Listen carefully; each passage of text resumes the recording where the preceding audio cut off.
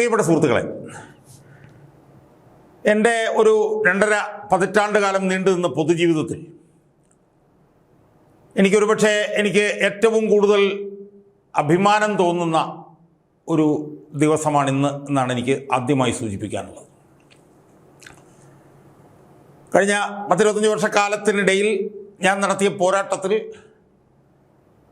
ഏറ്റവും പ്രധാനപ്പെട്ട പോരാട്ടങ്ങളിലൊന്ന് അഴിമതിക്കെതിരായിട്ടുള്ളതായിരുന്നു. അത് VS-ൻ്റെ കൂടെ നിന്നപ്പോഴും അതിനുശേഷവും എൻ്റെ ഏറ്റവും പ്രധാനപ്പെട്ട ഒരു പോർമുഖം എന്ന് പറയുന്നത് അഴിമതിക്കെതിരായിട്ടാണ്. ആ അഴിമതിക്കെതിരെ ഞാൻ കഴിഞ്ഞ 2.5 പതിറ്റാണ്ട് കാലമായി നടത്തിയ ഇടതടവില്ലാത്ത വിട്ടുവീഴ്ചയില്ലാത്ത ആ പോരാട്ടത്തിൽ ഇന്ന് സുവർണ ലിപികളിൽ എഴുതേണ്ട ഒരു ദിവസമാണ് എന്ന് പറയാൻ ഞാൻ ആഗ്രഹിക്കുകയാണ്. ഇന്ന് കേരളത്തിലെ പരമോന്നത നീതിപീഠമായിട്ടുള്ള കേരള ഹൈക്കോടതിയിൽ നിന്ന് എനിക്ക് അനുകൂലമായി ലഭിച്ച ഒരു വിധി, അത് അഴിമതിക്കെതിരെ പോരാടാൻ എനിക്ക് കൂടുതൽ ഊർജം നൽകും എന്ന് ആമുഖമായി സൂചിപ്പിക്കാൻ ഞാൻ ആഗ്രഹിക്കുക. അതായത് അഴിമതി ഏത് മുന്നണി നടത്തിയാലും, അഴിമതി ഇടതുമുന്നണി നടത്തിയാലും അഴിമതി വലതുമുന്നണി നടത്തിയാലും അതിനെതിരെ ഒരേ തീവ്രതയോടുകൂടി സമരം ചെയ്യുക എന്നുള്ള എൻ്റെ ഒരു കാഴ്ചപ്പാടിൻ്റെ ഒരു പ്രയോഗവൽക്കരണമാണ് ഇന്ന് കേരള ഹൈക്കോടതിയിൽ നിന്ന് എനിക്ക് ലഭിച്ച വിധി എന്ന് സൂചിപ്പിക്കട്ടെ സുഹൃത്തുക്കളെ. ഇന്ന് കേരളത്തിലെ ഹൈക്കോടതിയിലെ സിംഗിൾ ബെഞ്ച് ജഡ്ജ് A. ബദറുദ്ദീൻ്റെ ബെഞ്ചിൽ നിന്ന് എനിക്ക് കിട്ടിയ ഒരു വിധിയുമായി ബന്ധപ്പെട്ടിട്ടുള്ള വിശദാംശങ്ങളാണ് എനിക്ക് എൻ്റെ പ്രേക്ഷകരുമായി ചർച്ച ചെയ്യാം. സുഹൃത്തുക്കളെ, നമുക്കറിയാലോ, നമ്മുടെ ഒരു 3-4 ആഴ്ചക്കാലമായി ഈ കശുവണ്ടി ഇറക്കുമതി അഴിമതിയുമായി ബന്ധപ്പെട്ട വിഷയം നമ്മൾ വിശദമായി ചർച്ച ചെയ്തുകൊണ്ടിരിക്കുകയാണല്ലോ. നമുക്കറിയാം, എത്രയോ ഒരു ഡസനടുത്ത് അന്വേഷണ ഏജൻസികൾ അന്വേഷിച്ച് അഴിമതി ഉണ്ടെന്ന് കണ്ടുപിടിച്ചു. കീഴ്ക്കോടതി മുതൽ സുപ്രീം കോടതി വരെ അഴിമതിയുണ്ട് എന്ന് കണ്ടുപിടിച്ചു.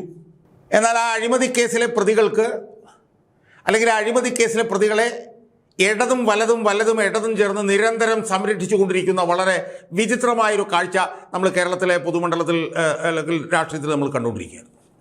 കശുവണ്ടി വികസന കോർപ്പറേഷൻ്റെ മാനേജിംഗ് ഡയറക്ടറും ചെയർമാനുമായിരുന്ന K. രതീഷ്, INTUC-യുടെ സംസ്ഥാന പ്രസിഡൻ്റായിട്ടുള്ള R. ചന്ദ്രശേഖരൻ ഉൾപ്പെടെയുള്ള ആ പ്രതികൾ അഴിമതി നടത്തിയതുകൊണ്ട് അവർക്ക് പ്രോസിക്യൂട്ട് ചെയ്യാൻ അനുവദിക്കണമെന്ന് പറഞ്ഞുകൊണ്ട് 2020 മുതൽ കേന്ദ്ര അന്വേഷണ ഏജൻസി ആയിട്ടുള്ള CBI അതിനു വേണ്ടിയിട്ട് ശ്രമിക്കുകയാണ്. പക്ഷേ കേരളത്തിൽ അധികാരത്തിലിരിക്കുന്ന ഗവൺമെൻറ് ഇവർക്ക് പ്രോസിക്യൂഷൻ സാങ്ഷൻ കൊടുത്തില്ല. പിണറായി സർക്കാർ 3 തവണ പ്രോസിക്യൂഷൻ സാങ്ഷൻ നിഷേധിച്ചു. അതിനുശേഷം VD സതീശൻ സർക്കാർ വന്നു. VD സതീശൻ സർക്കാർ ആദ്യം പ്രോസിക്യൂഷൻ അനുമതി നിഷേധിച്ചു.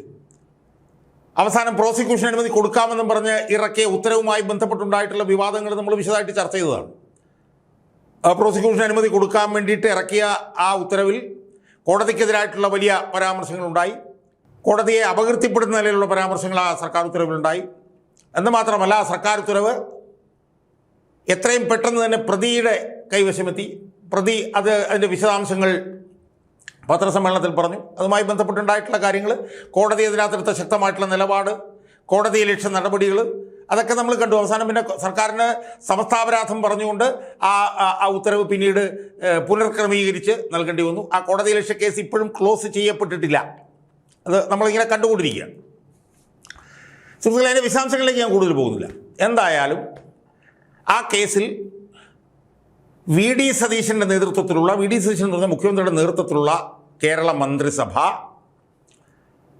1-ാം പ്രതിയായിട്ടുള്ള K. രതീഷിനെയും 2-ാം പ്രതിയായിട്ടുള്ള R. ചന്ദ്രശേഖരനെയും പ്രോസിക്യൂട്ട് ചെയ്യാനായിട്ട് മന്ത്രിസഭയാണ് തീരുമാനിച്ചത്. മന്ത്രിസഭ എന്ന് പറഞ്ഞാൽ സതീശൻ്റെ നേതൃത്വത്തിലുള്ള മന്ത്രിസഭയുടെ തീരുമാനമാണ് ഈ 2 പ്രതികളെയും പ്രോസിക്യൂട്ട് ചെയ്യാനുള്ള സാങ്ഷൻ കൊടുക്കുന്നു എന്നുള്ളത്.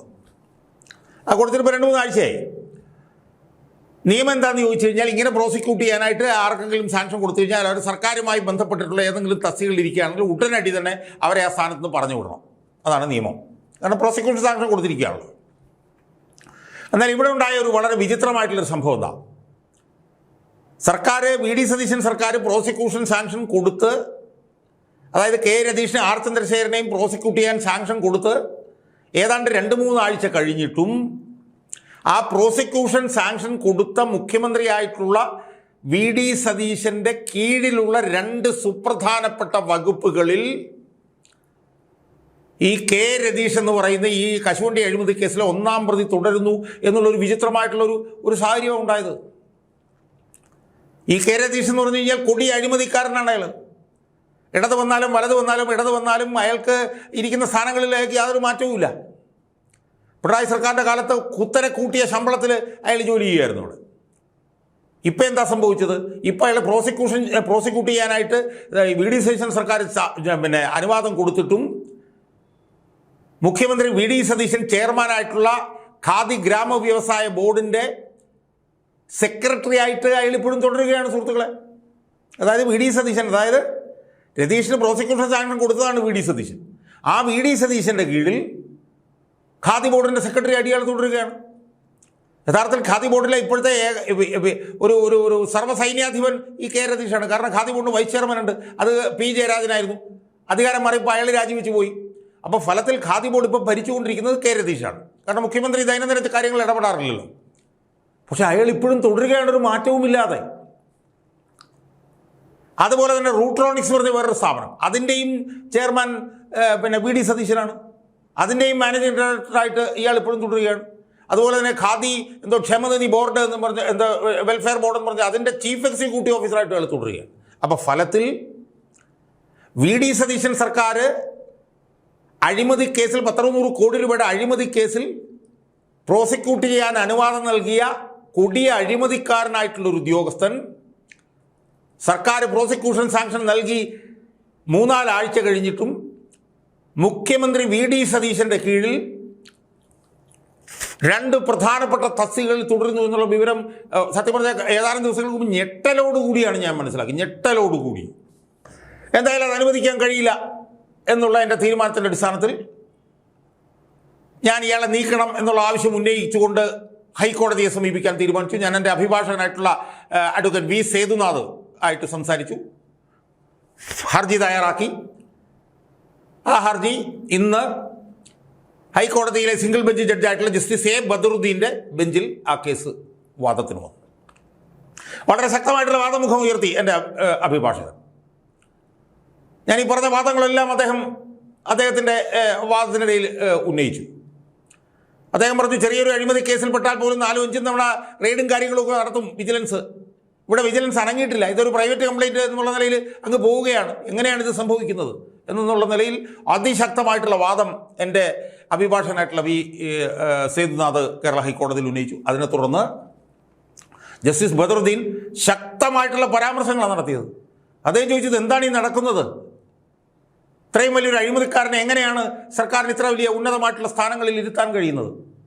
ഇത് വലിയ തോതിൽ അഴിമതി നടത്താനുള്ള സാധ്യതയുള്ള സ്ഥാനങ്ങളാണെന്നാണല്ലോ തോന്നുന്നത് എന്ന് പറഞ്ഞുകൊണ്ട് ഒരാഴ്ചയ്ക്കുള്ളിൽ ഇത് സംബന്ധിച്ച് സർക്കാർ എന്ത് നിലപാടാണ് എടുക്കുന്നത് എന്ന് അറിയിക്കാൻ വേണ്ടിയിട്ട് സതീശൻ സർക്കാരിനോട് ഇന്ന് ആവശ്യപ്പെട്ടിരിക്കുകയാണ്. സുഹൃത്തുക്കളെ, സതീശൻ സർക്കാരിന് ഇനിയിപ്പോൾ ഇയാളെ മാറ്റാതെ നിവൃത്തിയില്ല. ഇയാൾ ആ സ്ഥാനത്ത് നീക്കേണ്ടി വരും, അതിന് യാതൊരു സംശയവുമില്ല. അപ്പോൾ എന്നെ സംബന്ധിച്ചിടത്തോളം, പൊതുപ്രവർത്തനമായിട്ടുള്ള എന്നെ സംബന്ധിച്ചിടത്തോളം, ഞാൻ നടത്തുന്ന അഴിമതിക്കെതിരായിട്ടുള്ള പോരാട്ടത്തിലെ സുപ്രധാനമായിട്ടുള്ള ഒരു ദിവസമാണിന്ന്. അഴിമതി LDF നടത്തിയാൽ മാത്രമേ ശബ്ദിക്കൂ എന്നുള്ള ആരോപണം ഇനി എനിക്കെതിരെ ഉന്നയിക്കാൻ കഴിയില്ല. അഴിമതി ആര് നടത്തിയാലും, അഴിമതി ആര് പിന്തുണച്ചാലും. അപ്പം ഞാനിത് പെട്ടെന്ന് പോകാൻ കാരണം എന്ന് വെച്ചാൽ, ഞാൻ അന്വേഷിച്ചപ്പോൾ മനസ്സിലാക്കിയത് ഖാദി ബോർഡിൻ്റെ സെക്രട്ടറി എന്നുള്ള നിലയിൽ അയാൾ വലിയ തോതിൽ അഴിമതിക്ക് വേണ്ടിയിട്ടുള്ള കളമൊരുക്കിക്കൊണ്ടിരിക്കുകയായിരുന്നു എന്ന് ഞാൻ മനസ്സിലാക്കി. അതായത് സംസ്ഥാനത്ത് പുറത്തുനിന്ന് വ്യാജ ഖാദി കിട്ടും, വ്യാജ ഖാദി. ആ വ്യാജ ഖാദി കോടിക്കണക്കിന് രൂപയ്ക്ക് വാങ്ങിച്ചിട്ട് അത് കേരളത്തിലെ ഖാദി വിൽക്കുന്ന കടകളിൽ കൊണ്ടുവന്ന് ഈ ഓണക്കാലത്ത് കുത്തി നിറച്ചിട്ട് അതിൽ നിന്ന് വലിയ തോതിൽ കമ്മീഷൻ അടിക്കാൻ വേണ്ടിയിട്ടുള്ള ഒരു ഗൂഢാലോചനയിലായിരുന്നു ഈ കെ രതീഷ് എന്നാണ് ഞാൻ മനസ്സിലാക്കിയത്. മുഖ്യമന്ത്രി ആകട്ടെ അയാൾ ഓണം വരെ തുടരട്ടെ, ഓണം കഴിഞ്ഞ് പോയാൽ മതി എന്നുള്ള ഒരു നിലപാടിലായിരുന്നു എന്നും ഞാൻ കേട്ടു.